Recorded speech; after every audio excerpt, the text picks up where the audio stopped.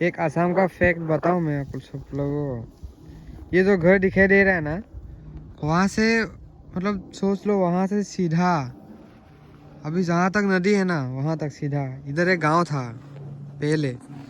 अभी घर वो वाला देखो, उधर है घर, इधर भी घर था, वो ट्यूबवेल है ना, इधर सब चला गया, उधर भी वो घर है, इधर से सब इंसान चला गया। मतलब आगे थोड़ा ज़्यादा है। इधर देखो मेरा भांजा, मतलब छोड़ दो उसको, इधर गांव हुआ करता था। देखो अभी क्या हालत है, नदी ने क्या किया देखो, किसी को दिखाई नहीं दे रहा है।